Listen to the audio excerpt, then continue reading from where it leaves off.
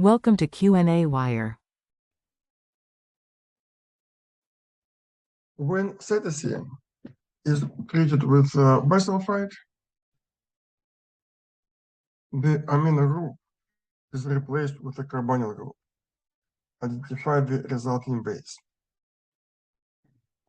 Well, when it happens, actually, this double bond between carbon and nitrogen also changes to its tertimer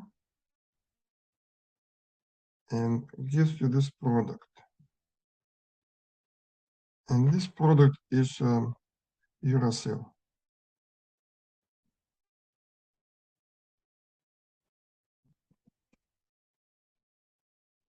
You can picture it as a replacement of amino group with OH, and then tertimerization of this intermediate.